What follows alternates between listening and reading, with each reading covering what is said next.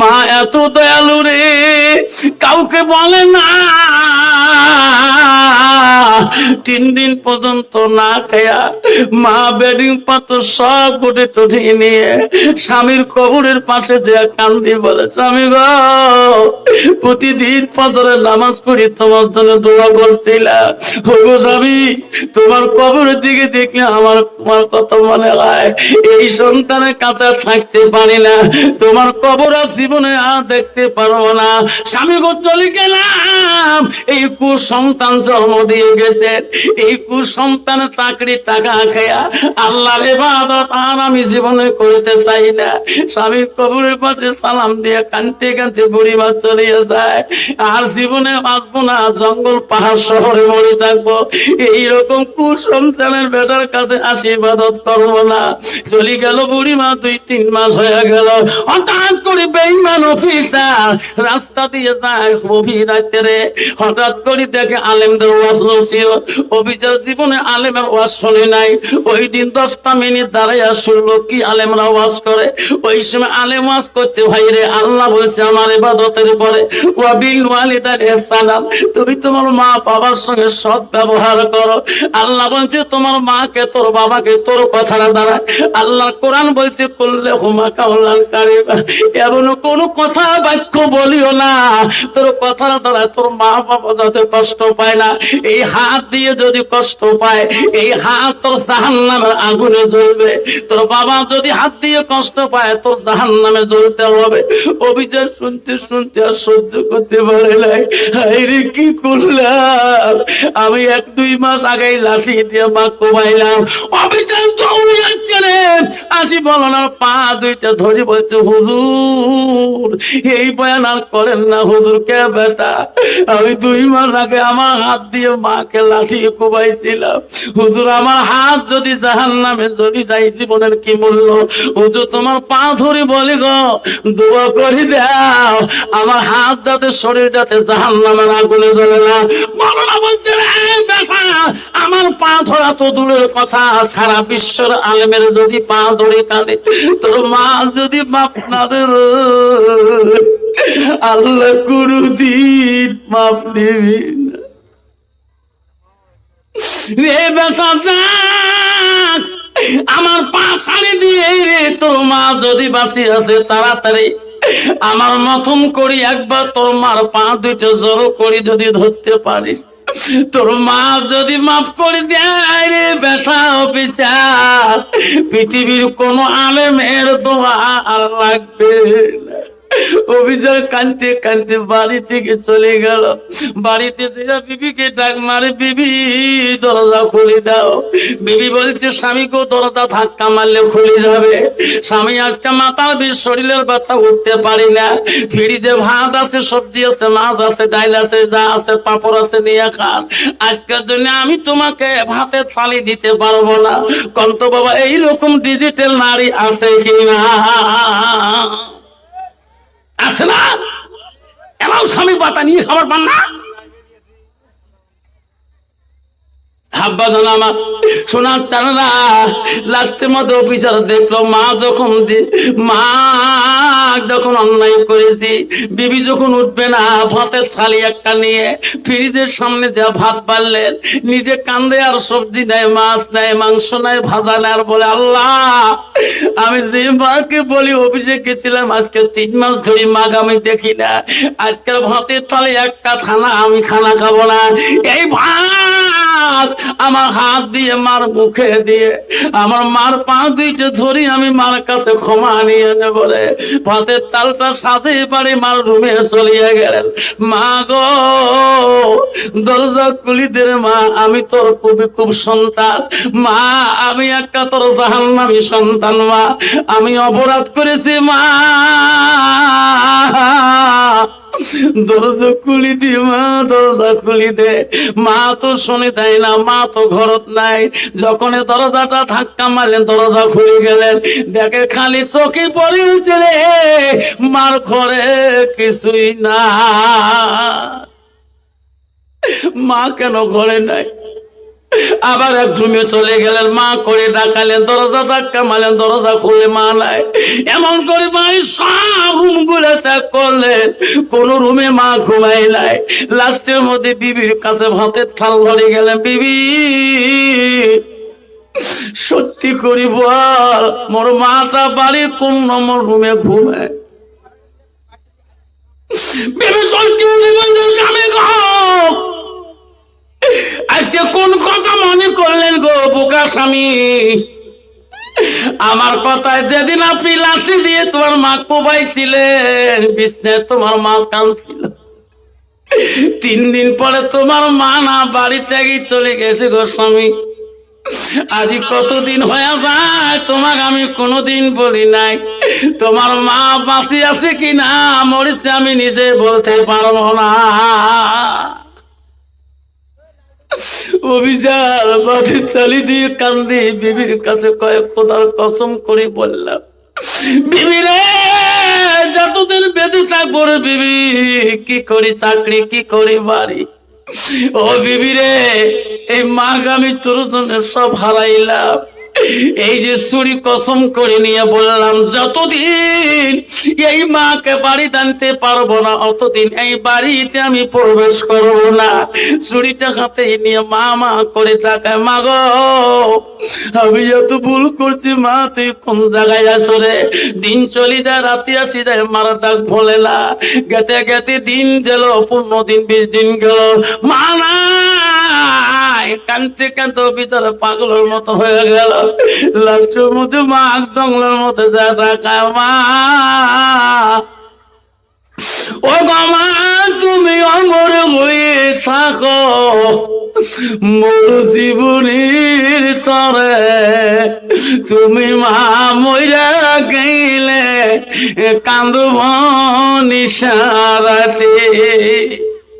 কোন জায়গায় মা নাই। আরে পাগলার মতন করি জঙ্গল পাহাড় ঘরে।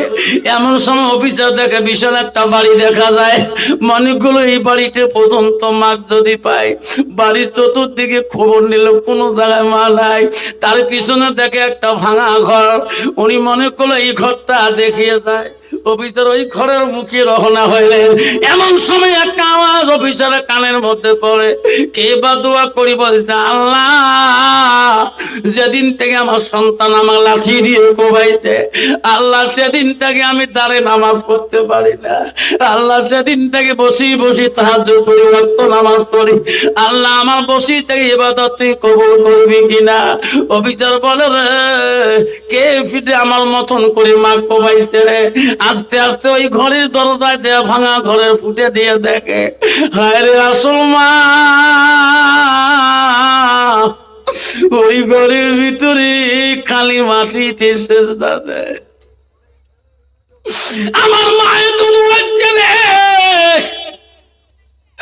ঘরের দরজা কান্দি বলে, মা আমার মতন অত কেউ নেই মা, আমি একটা জাহান্নামীর সন্তান মা, দরজা খুলি দে মা, আমি অপরাধ করেছি মা, আমার শরীরটা জাহান্নামে চলবে মা, দরজা খুলি দে রে মা।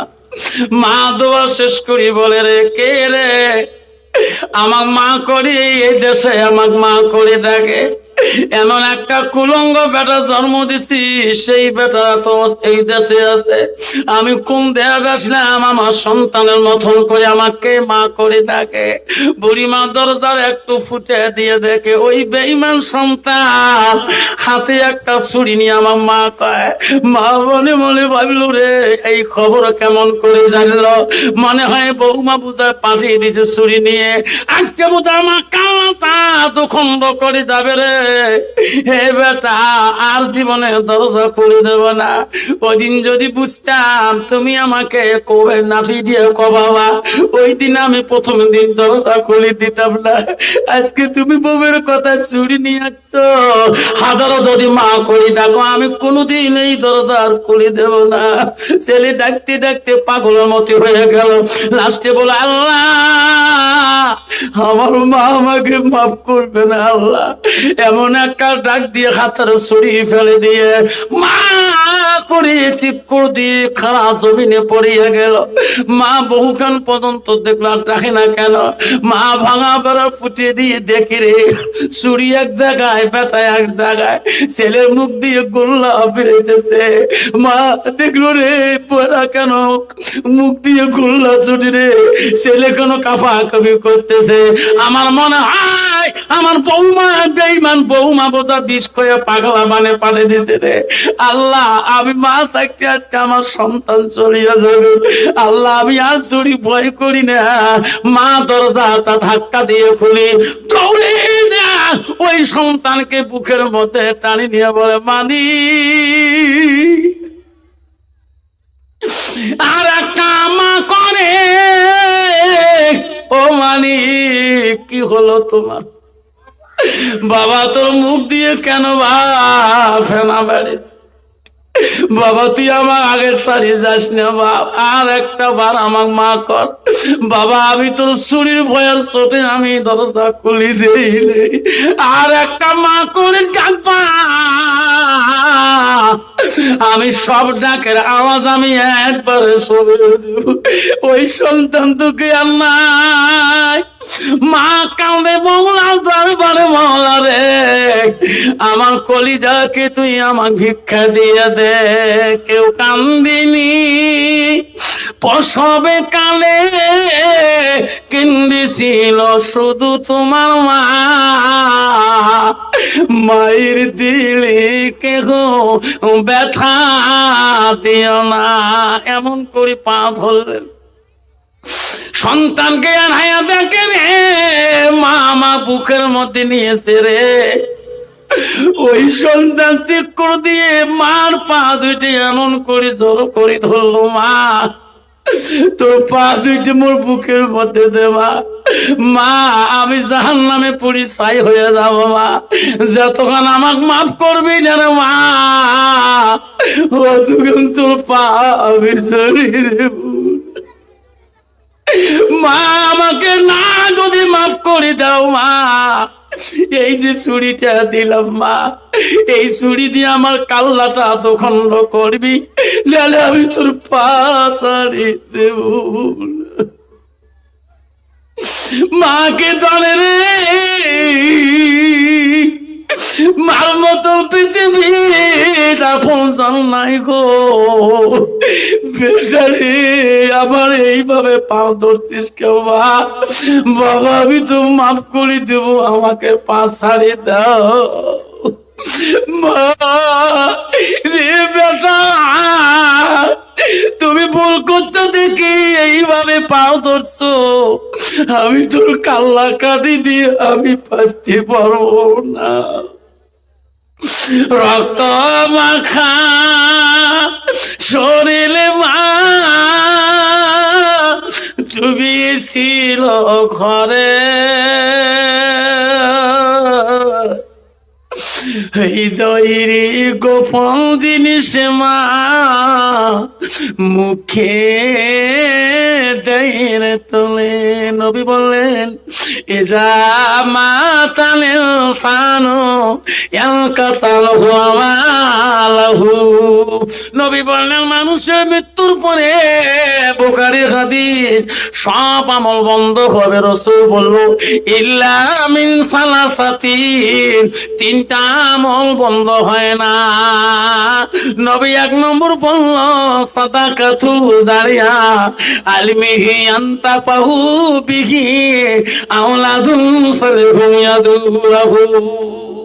আবারে ও সংকটের বন্ধুরা, আজকে তোমরা আসছেন জলসার বাড়িতে, কার কার মা নাই, কার কার বাবা নাই, হাতটা দেখি যেতে চাই। আমি দোয়া করবো একটা মিনিট মা কার কার মা মারা গেছে হাতটা দেখাইবে। কার কার বাবা নাই, সেই মাটার জন্য বাবাটার জন্য এই মধ্য সংকটে সুবেহি মুক্ত জন্য রসুল বলল সাদাকাতুল জারিয়া আব্বা আমি 5টা বাবার নাম ধরে দোয়া করতে চাই রে সোনা। 5,000 কোটি টাকা এই নবীর বাড়ির জন্য গো, এই মুক্তবের জন্য তোর মান নামে সাদাকাতুল জারিয়া, সাদকা জারিয়া করে 5টা বাবার নাম আমি প্রথম নম্বরটা শুনতে চাই।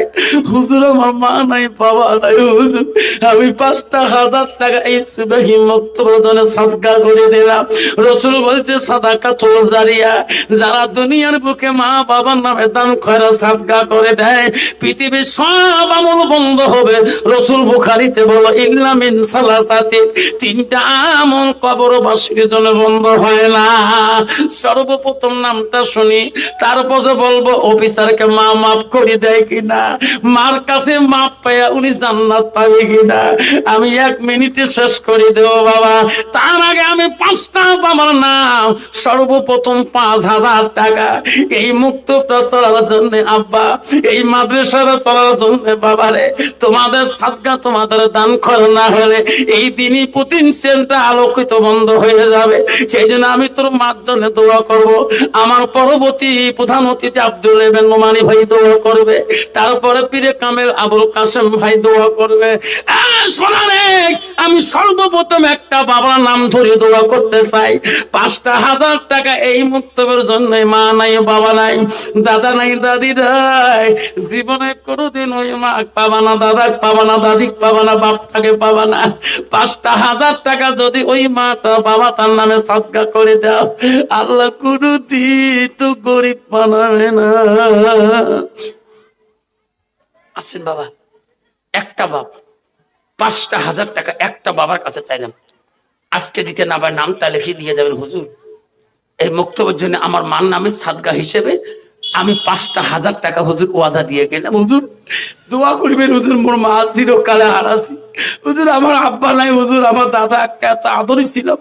আমার দাদা আমার একটা সাঞ্জা ভাত শাড়ি খাইসা দাদা কবরে পড়িয়েছে হুজুর। আমার বিবির জন্য কুচবিহার নার্সিং রুমে আজকে কত লাখ লাখ টাকা 24 ঘন্টা শুভম হাসপাতালে জয়লক্ষ্মী নার্সিং এ মিশনে খরচ করলাম। আমার মা বাবার জন্য 5,000 টাকা খরচ করিনি হুজুর। আজকে আমি এই মধ্য দাম কোটি সুবাহি মুক্তবের জন্য আমি আমার মা বাবার জন্য 5,000 টাকা আজকে খরচ করতে চাই। এমন একটা বাপ আজকে হাত দেখাতে পারবেন?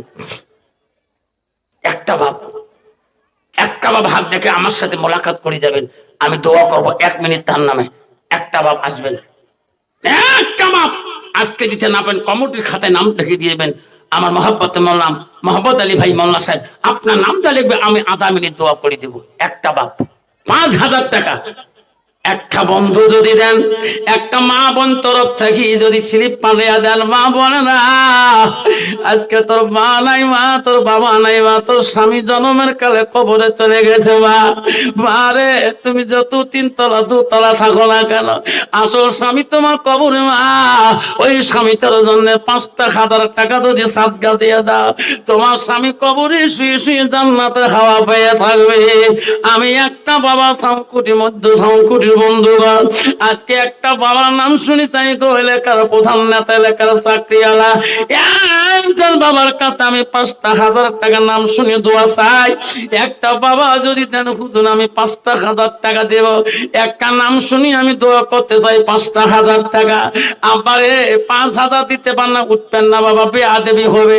আব্বা কেউ উঠবে না, জোর করি পয়সাও নেব না। আব্বা 2,500 টাকা আমি 4টা বাবার কাছে চাই, 2,500 করি। এই সুবেহি মুক্ত বাদনে 2,500 টাকা। আল্লাহ আসমানি কিতাব 4টে রাখছে, আল্লাহ তৌরাত ইনজিল কোরআন, এই 4টা কোরআনের উপরে আল্লাহ প্রথম কোরআন। আল্লাহ সর্বপ্রথম একটা বাবা যদি 2,500 টাকা আজকে এই মুবেই মুক্তির জন্য যদি 2,500 টাকা সাদকাতুল বালা, আল্লাহ তোমার বালা মুসিবত দূর করে দেবে এই সাদকা দান করলে। আসুন বাবা 2,500 টাকা একটা বাবা না আছেন, 2,500 টাকা একটা বাপ। হুজুর এই সুবাহি মুক্তমের জন্য হুজুর আমার মার নামে বাবার নামে 2,500 টাকা সাদকা করে দিলাম, লিখে দিয়ে যাই হুজুর, কমিটির সময় মতো আমার বাড়ির টাকাটা দিয়ে দেবো। আব্বা বহু সহায়। একটা বাচ্চা যদি এলেম শিখে অপরকে শিক্ষা দেয়, রাসূল বলেন মিহিয়ান তাবাহু বিহি শাইয়ান, কেউ যদি নিজে এলেম শিখে অপরকে শিক্ষা দেয়, ওই বাচ্চারা যতদিন এলেম শিখাইবে তোমার সাদকা মাল খেয়ে কোরআন পড়া শিখবে, তুমি কবরে শুয়ে শুয়ে ওই সব অংশীদার হয়ে যাবি। এই জন্য বাপজান আমার শোনার টানা একটা বাবার কাছে 2,500 টাকা আব্বা, একটা বাবার কাছে চাইলাম, কমিটি বিন্দুর কাছে চাইলাম, এই মুক্তবের সেক্রেটারি প্রেসিডেন্টের কাছে চাইলাম, একটা বাপ যদি 2,500 টাকা ওয়াদা দিয়ে যায়, আমি 1 মিনিটের ভিতরে দোয়া খুলে যাও বাবা। ওই যুবক মার পা ধরি বলে মা, মা তুই যদি মাপ না করিস রে মা, আমি তোর পা দুইটা ছাড়ি দেবো না মা। মা জানি রে আমার নিজের কলিজার টুকরে আমাকে যেভাবে পা ধরেছে, আল্লাহ আমি মাপ না করা পর্যন্ত মা আমি বাঁচতে পারি না। আসেন একটা বাপ 2,500 টাকা, এই সুবাহী মুক্তবের এই জঙ্গলে বন্ধ হয়ে এই প্রতিষ্ঠান যদি চালু রাখার জন্য আব্বা জীবনে কত টাকা হাসপাতাল নার্সিং হোমে ডাক্তারের কাছে ব্যয় করেছেন, তোর মানুষজনে 2,500 টাকা ব্যয় করতে পারলি না। আব্বারা বুঝতে পারলাম সংকটের মধ্যে এই সুবাহী মুক্তব তিনি শুনতে পারবেন, নিশ্চয় গিয়ে দেখবেন। যদি ভালো লাগে ভাই একটি লাইক করে শেয়ার করে পাশে থাকবেন। আল্লাহ হাফেজ। আরো ভালো ভালো ভিডিও আমি দেওয়ার জন্য আশা করব।